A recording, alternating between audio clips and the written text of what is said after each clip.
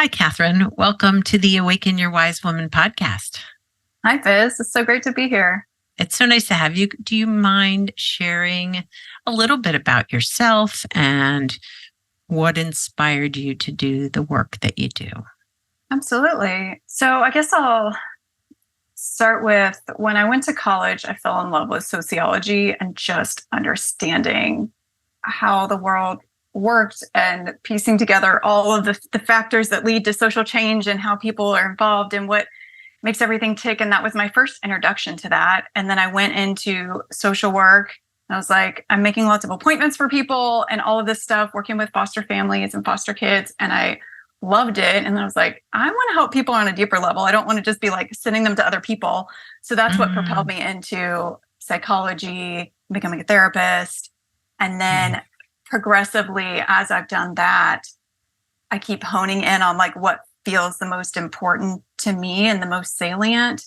And it's been this journey of, assertiveness and boundaries and coming home to your body and embodiment and trusting yourself and working with survivors of sexual abuse and narcissistic abuse and emotionally immature parents and like all sorts of childhood trauma and all of that. And then kind of weaving all of that in at the same time I moved back to my hometown and was confronted with things that I didn't realize were still triggering to me from my religious upbringing.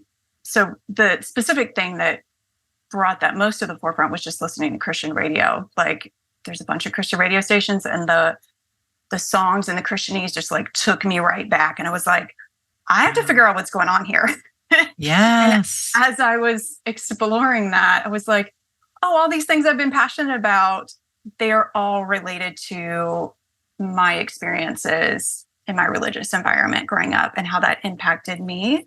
I am also an empath. And so I know that I am extra sensitive to emotions around me and am very aware of my internal world and what's happening there. And so I know that's another layer of that. And we can talk about that. I know a lot of listeners are highly sensitive people. And for me, that looks like empath, right? Yeah. Like there's some sensory stuff, some energy things. I'm also ADHD. And I'm just in the last week have been conceptualizing and wondering if empath is a piece of what we now call neurodivergence or autism spectrum, because it's this sensitivity to emotions. Like other people are sensitive to other sensory things and a little bit maybe more black and white or aware of emotions and what I would have just called introversion before. So anyway, I'm kind of in the exploratory phases of that. And I'd love any input you have or listeners have on that. Yeah. Yeah. Well, I was going to say, I think I just had a conversation on another podcast where they were interviewing me and I was talking about high sensitivity and the woman was like, it sounds a lot like neurodivergence. Yeah. And, and I was like, yeah, I guess you're right. I mean, yeah. So interesting connections. Yes. It's been interesting in doing this work, my feelings and the feelings of people that I work with in therapy or in coaching. When we do the internal work, it can feel really intense, the impact that some of these external things have had, right? But then people that are still in those environments or maybe are less tuned into their internal world or emotional state are often like, that seems like not a big deal to me. Like, why is that a big deal? Right? Why are you calling that trauma or like that's a problem or like why is that not just an event that happened in your life? Totally. And so totally. that's something we can piece out if you want, but I think that's an interesting dichotomy or leads to cognitive dissonance and all this questioning of self and that kind of stuff. Oh yeah. Well, and if you grow up in a family or your circle of people are less sensitive, less empathic, less attuned to whatever is going on outside but inside too. Well, I know for me it left me always wondering like, well, why me? Why am I the one that's feeling so deeply about these things or getting wounded so easily? Yeah, kind of leave you feeling like it must be me. There must be something wrong with me or different about me that I don't fit in. Right. And I think that's why I'm so passionate about people being able to come home to themselves and trust themselves. And from there, like having that safety and renewal and confidence and self-advocacy and self-sovereignty and trust. Like, I mean, a lot of those are turning into buzzwords, right? But this sense of like, I am my own person. Yeah. I have an internal locus of control, as therapists would say. I have my own Mm-hmm. agency. I can trust my critical thinking. I can listen to and trust my emotions and my body cues and be in sync and have this like beautiful, harmonious environment inside. That to me is just so wonderful. And I love helping people be able to get there. And it's been so amazing for me to be able to work through that in my own therapy.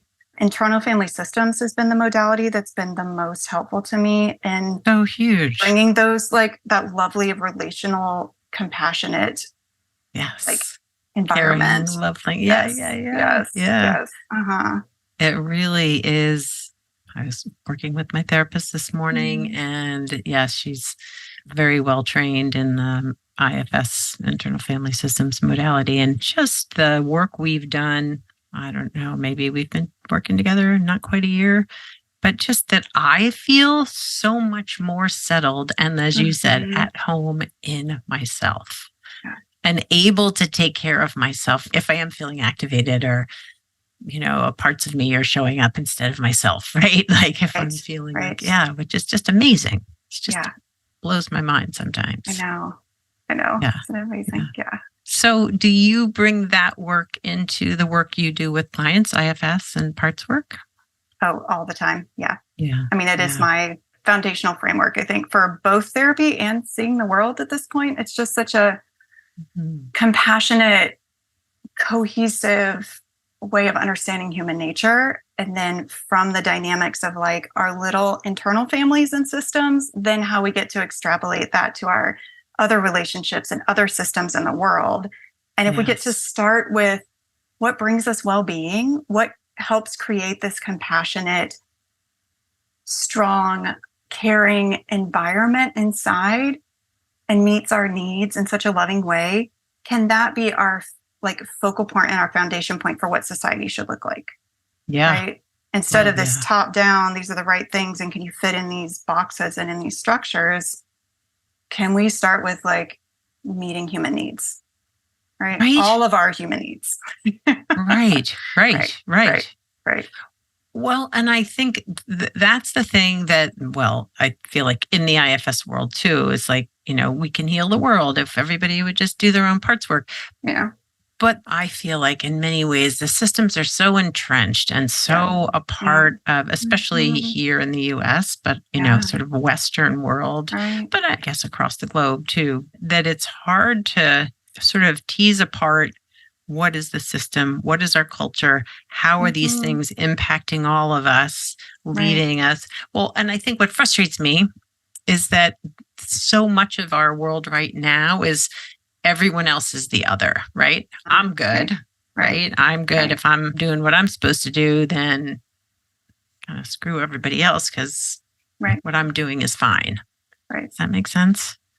Yeah, absolutely. And I think IFS brings a different added layer or lens to that, right? That I think we think if everyone just gets to say, well, I'm going to do what feels good to me from an unhealed place, that doesn't work out very well, right? If we do it from a place of understanding that any reactions we have inside are to protect ourselves or help ourselves in some way, and that may bring harm to or like hurt to others that we can repair and be aware of. Yeah. That is such a much more helpful place to be in. I don't know that like the whole system will ever be dismantled, right? But my hope and my focus, one is as I'm helping people individually, can you recognize where the messages that you have internally that are burdening you are coming from? And if they are from some of these societal pressures and expectations that are not there to help you, you don't need to hold on to them, right? You don't need to keep expecting yourself to be perfect or on time or like have everything done just the right way or, you know, whatever those things are. You don't have to, you can give yourself permission to release yourself the burden of them and having to meet that. So I think that's where that ties in kind of on a personal level. And then that leads to like just little ripples of revolution, right? As you're like just living in your body and living in your freedom. And from that place, you're not taking advantage of other people, right? You're not like willy-nilly, like just, well, I don't care what you think, but you're living from your own sense of, I'm empowered to advocate for myself, right? And be aware of what's good for me and the limitations around that. And what can I do about that, right? And I think smaller communities in some ways are hope for starting to broaden that out. I am really entranced by all of like First Peoples cultures and like Indigenous cultures and how they had such a more collaborative society that supported well-being. And I don't know if that's possible on a national scale. This is one of my questions that I'm wrestling with. But that to me seems like, at least if we could start forming some of these communities, small communities, modeled on that. And some of the things for even climate change and food sustenance are having small food communities like that too, right? And that these people that we know, and even if we disagree with them, we can care about them and we can have conversations and negotiate a lot easier, I think, than on a larger scale. So, that's like one little thing. I really love Rabbi Dania Ruttenberg just came out with her new book on repentance and repair. And that to me seems like another hopeful thing. I'm only like partly through the introduction, but this idea of having a way of having accountability and making amends, which is something that is really missing in our society, right? So we've seen that in other societies who've gone through really painful things, and that's helped them be able to move through it. Sure. And if there is some way to call for that and make that happen in larger and larger ways and settings, I think that feels really hopeful to me in addressing the harm and finding a way forward. That those are some like little pieces that I looking at moving forward. Sort of keeping the spark of hopefulness alive, and that there can be change, there can be repair, there can be doing things differently. For you personally, coming home to yourself, finding that sense of safety and ease within you, how has that sort of shaped you in your work, but also in your family dynamic, in your own family system? As a therapist, it's given me so much more ease and freedom, where I just get to come be present and be curious. And there's just like all the pressure is taken off of me. I don't have to have the answers. I don't have to figure it out. I don't have to be the expert. And I get to help other people be able to tap into that inside, right? So like I can be that supportive, regulating, guiding presence to help them get to that caring, compassionate relationship with themselves. And then they get to continue that work, right? And I get to help support holding space for that and being present to that. And like, I still need that from a therapist too. There are some things that you need that support and presence from another non-judgmental, like really present person to get to. Yes.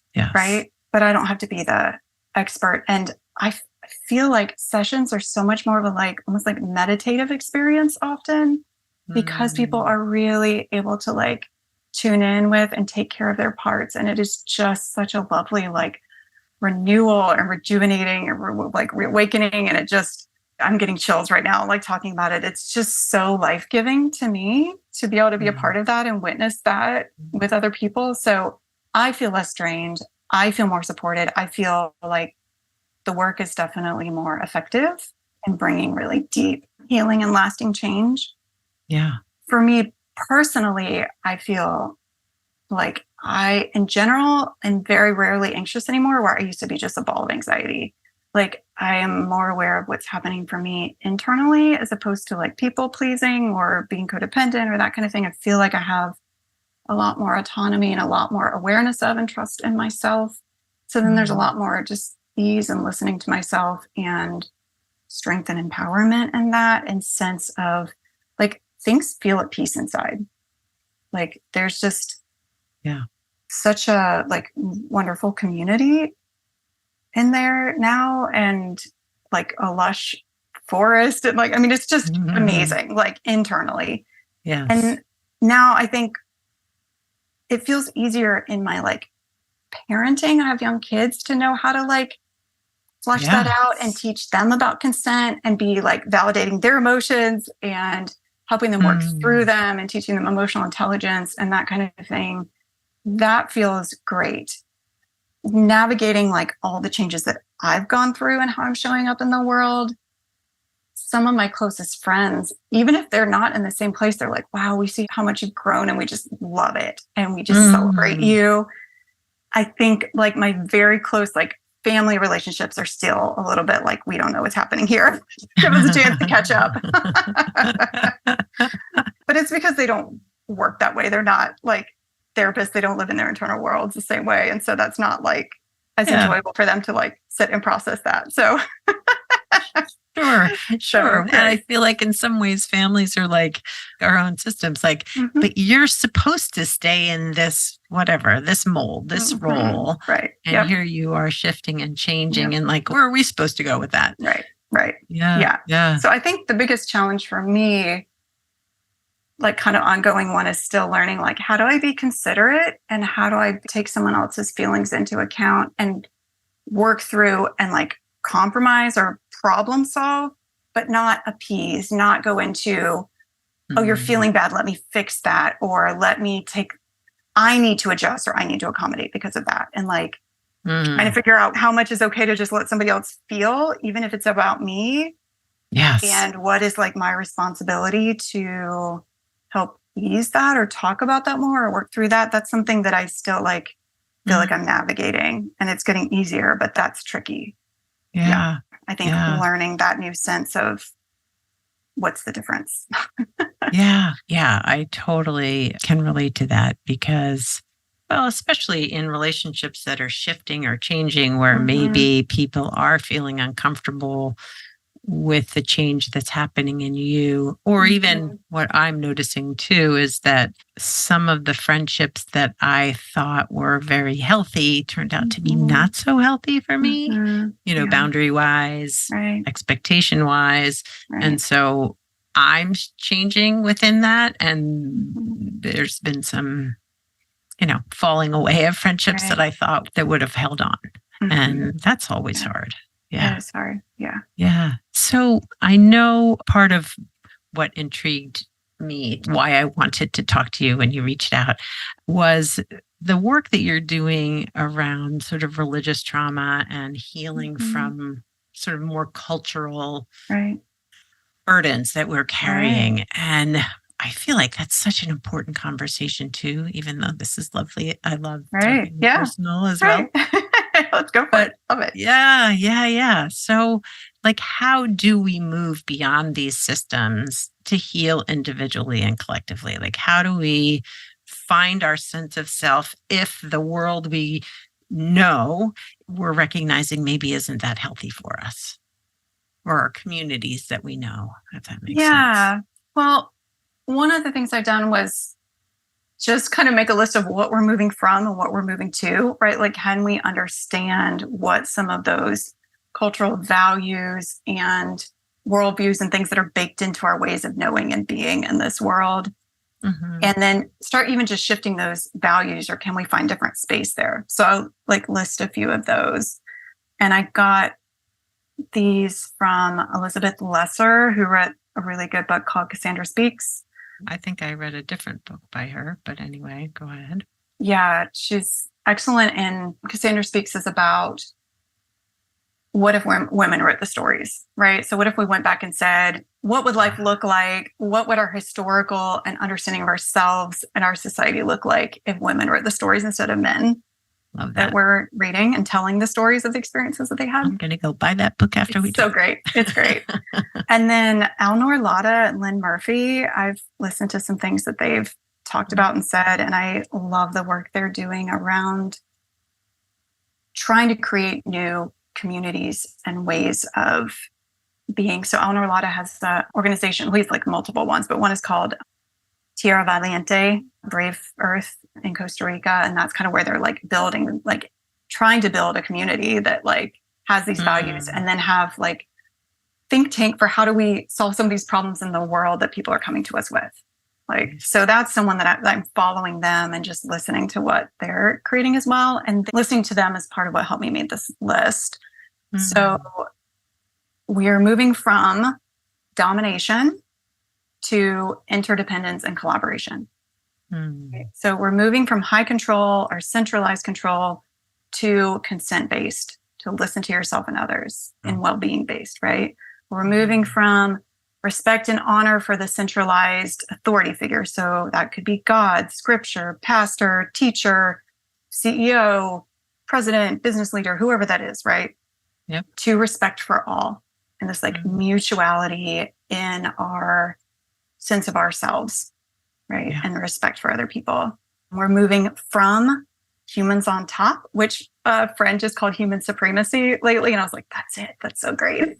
Right? Like humans are there to, like in the interpretation of Genesis is humans were given the right to dominate and rule over the animals and over the earth, right? And they're supposed to be good stewards, but they're not kin to them. They are separate from them. They are things to use, right? So that whole like transactional kind of mentality that we were given around that, right? Instead, moving to the kinship model that Indigenous peoples have always had, right? Of like humans as part of the ecosystem. Right. We're moving from extraction to respectful use, like as a part of, right? A part of that system. The example of just food sustainability of Indigenous peoples would let the first salmon go from when the salmon would come upstream from the catch, right? So that they would still have salmon for the next season, right? There was never this just we're going to take all we can get for profit, right? So, I mean, just those kind of things, right? Or even in the Bible, there's this 7-year jubilee, and there's on the 7th year, let the land lie fallow to rest, right? There are things that are not part of our current capitalist culture that have been built into other cultures and other times that provide that kind of care and part of an ecosystem, right? Yeah. We're moving from an unhealthy attachment to God to a healthy attachment to self. And from there, you can have healthy connection with the divine, whatever form that is for you. But it is not this patriarchal, hierarchical, all-knowing, all-powerful. All-knowing, right, exactly. Yeah. And that you have to be like codependently attached to God to be safe. Can't have any other thoughts or any other beliefs about God, right? Can't be with yourself, all of that stuff. We can get into that if you want. Moving from perfection to embracing our humanity in a growth mindset. And moving from judgment to like along the way, I call this a spectrum, to like evaluation without judgment, to compassion, presence, support, radical self-acceptance. Wow. Beautiful. Like even the language around like, can I live in my body? Can I support my body instead of can I manage my body or get it to do what I want it to do? Right. Right. I was thinking when you were talking about extraction, right? Like we're extracting like as much fitness out of our bodies as like so much of us, or controlling the food that we eat. So to keep our bodies in this shape or form or whatever, versus just listening. Yeah. A word that's been really speaking to me lately is nourish, right? This idea of like sustenance and support and care and love around that, right? And we can nourish ourselves with discipline, with exercise, and with food, right? Yes. And with rest. And what are all the ways that we do that? Yeah. That is a great word, nourish. Well, it just feels so so nourishing when you say it, right?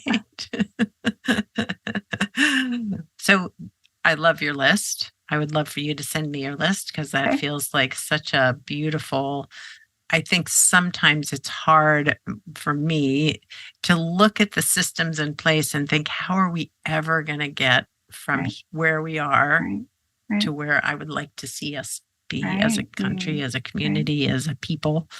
Just the words you were using, it doesn't feel like we can't do it this way. We have to change. It's like there's a process here that can happen between here and here. It doesn't have to be these polar extremes. And, you've mentioned authors and thinkers who have shaped your work and your thoughts and your processes and who you are. I'm curious what else has supported you on your healing journey to this place, to where you are today. Oh gosh, I mean, so much. I don't know where to start. I can like rattle off so many other authors. I was also in a really lovely like business coaching group that was Mm, really supportive. And the coach Megan Meganson still has just like a weekly writing group. And like it's mm, just such a lovely supportive place to like be present with yourself and express yourself and be heard and validated and supported. So that's just like a little thing that's happening for me right now. I've also found a few like friends locally that we meet and just talk about and support each other and whatever we need to. That looks like a different version of support and spirituality and just really being present with each other. That's been really, really supportive. mm. I went through an antidepressive therapist program with Dina Omar, and that was really transformative. And that was actually one of the points where, even though it had nothing to do with religious trauma, it's more about like our history as therapists and what we've been taught and how we can work better. They talked through these systems so well, and really that was kind of the last like domino falling of any like hierarchy kind of stuff. And Yeah. like I Yeah. can't even have the hierarchical God. Like I cannot do that anymore. Yeah. So Yeah. it really affected my religious deconstruction, I think, as well, Mm. because of all the forms of oppression that have been part of it. And I think there's other ways of understanding and reading and theology, liberation theology and whatnot. There's a lot more stuff. Richard Rohr puts out a lot of stuff that's, really good about other ways of Yeah. Yeah. interpreting scripture. But Mm. yeah, for me, it's just been like, that can't be my authority. I need to be listening to like people that are speaking about reclaiming these type of values and this type of compassionate care for Yeah. yourself. Right. So yeah, like Mm. Bell Hooks, love Bell Hooks and Yeah. Audre Lorde. And like, I've just been trying to read as much by Black authors as well as possible, and feminist and ecofeminist, and like as much Mhm. intersectional wisdom as I can. I just feel like my mouth is wide open. Like I'm just like, give me all the stuff that I didn't have, like that nobody's taught me. Yeah. Well, and it's true though. It's like the traditional school or Sunday school or, Right. whatever it is, Mm-hmm. we're Right. not hearing all the voices and all the harm Right. that's happened through this sort of hierarchical structure that we've created here, especially in the US, but Yeah. just so much oppression that's been happening. And to me, it's a little terrifying that the whole library system, school education, Mm-hmm. and in some states is now being questioned as to like, Right. we can't talk about these things because it Right. might make some of the students feel uncomfortable. Right. And I'm like, but that's part of the work to figure out Right. where it is touching Right. you. And it sounds like because there hasn't been this larger way of processing the harm, right? That's not just each individual has to carry that and carry the shame of being a part of an oppressive Right. race or system, right? Like Yeah. that there isn't a way to help carry them through that, right? Is Mhm. nobody's providing Mhm. that. Right. And Right. I think that's what we need, right, to happen. But yeah, instead it's like, well, just don't make anybody feel bad. We're going to still like whitewash these like heroes that Mhm. started our country and like our Right. faith and whatever, right? We're going to make them one dimensional heroes and Yeah. just say this is the right way to be. And you better be that way. Like even my daughter's in kindergarten now. And one of her like lessons was this little snapshot about George Washington and like how I don't remember what it's about, like precision or something that he did well that like they're supposed to emulate and then you can be like George Washington. And I'm like, they're kindergartners, you're not going to give them a really nuanced view, but like still, Right.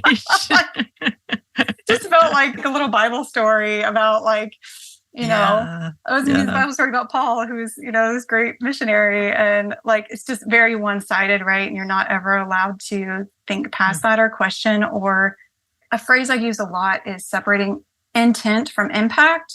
Right. Mm. And in our society, and Daniel Ruttenberg talks about this like already in the introduction so well, that we have prioritized intent so much that if somebody intends good, we are supposed to forgive them and just move on. Right. Right. Appease, like this whole national appease, right, for unity's sake. And anytime you are angry or upset or say, no, that's not okay, I'm not okay with that, then you get the other white supremacy things of like, well, I'm the calm one, so you're the problem, right? Like, you better be quiet and calm and submissive and obedient. That's how we do life here, right? Like, there's just so many of these little like values baked in, right? That if you don't follow those, you get dismissed and marginalized and shamed and you're too extreme, you're too emotional, you're too worked up, whatever. Oh gosh. Well, and I just think about, like, as you were saying, like our field of therapy and coaching. In fact, I just signed up for a email list for someone who is working on the decolonization of the coaching field, right? Like, let's bring in a more collective outlook, but also let's look at the ways what we've done before has harmed others. Like, you know, the diagnoses and the, absolutely, you know, the labeling, and just even like, let's solve this with medication. But again, it's this expert status, right? Like, we are here to explain yourself to you and, you know, tame you and control you and give you explanations for yourself, instead of we're here to help you discover.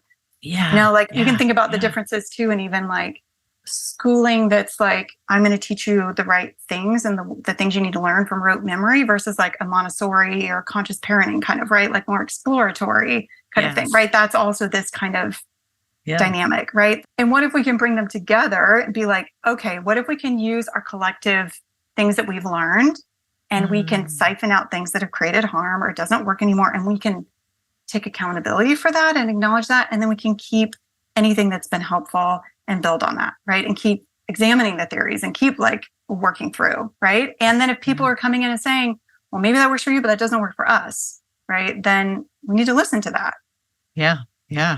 Well, and that's so key in all of this, right? Is really truly listening with compassion, right? We're going to, hear what you have to say so that we don't do harm. Right. One of the examples of that I keep coming back to was on the documentary on Netflix, Pray Away. It was about conversion therapy. Oh, gosh. And it's a little bit hard to watch because there is not enough of a reckoning of harm done. But even though a lot of the people who were faces of that movement don't agree with it anymore, and they've like embraced their queerness, at least in the video, there wasn't this like public apology. So that part's hard. But the part that really stuck out to me is that they were also part of the system that they were trying to emulate, right? And trying to, this is the right thing. I'm going to be the good Christian, good girl, boy, right way. And then there was a point at which someone in Exodus Ministries, which was one of the big like organizations for conversion therapy, had someone call and say like, will you listen to us about the stories of the harm we've experienced as a result of this? And they said, yes, we will. And they came and listened with an open mind. And they were so blown away and said, we had no idea. And then they disbanded it. They completely disbanded the organization, right? Like, I'm just getting chills. Like, that's what we need to happen. Right? Yes. Not take this defensive stand that, you know, you're wrong and I don't want to hear what you have to say, or whatever. Right. That's what, can we listen to the impact, right? Even if our intent was good, which happens so much, right? Like, I'm sure I've done that so many times as a white woman, right? Like, having so many things that I did not know about that I was doing. Right. And 100%. Yeah. I can hold compassion and space for that, but we also need to acknowledge the harm. And that's actually really healing for both sides if we allow it, right? Like, I had no concept growing up that there was anything like conflict resolution or repair.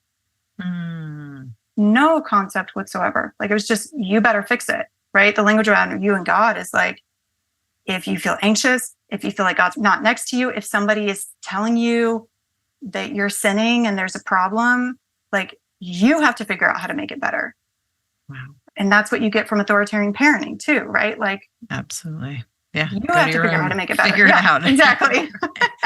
Right? Time out until you stop crying. Yeah. Sense that I had of like safety enough to even test that out or try it. Yeah. Yeah. Well, I feel like you and I could probably talk for another 45 minutes or however long it's been, but I recognize it's probably time to Oh, bring this to a close. But if there were some piece of wisdom that you thought was important to share with the listeners, what might that be? you can love yourself and take care of yourself, and you have permission to do that. Yeah. Yeah. That's beautiful. And that just touched my heart. And I think that that can happen at any time in your life. Oh, You know? absolutely. Yeah. Yeah. I mean, that's a constant kind of renewal of that with each different like parts of us that come up, or different seasons or different places that. Well, thank you so much for coming on the podcast. And I would love for listeners to know how to find you. Yeah, the best way is through my website, cqcounseling.com, and everything I have is on there. So there's lots of great things to read, free quizzes and downloads and courses. And I have a new book. And so, awesome. And what's your new book? It's called I Am: Poems for Expansion and Renewal. Oh, beautiful. Beautiful. Well, I will include all the links to your stuff and your website and social media and stuff in the show notes. But it's been so great to have you here, Catherine. It's really been a joy, and I've enjoyed our conversation so much. Thank you, Biz. It's been a pleasure. Awesome.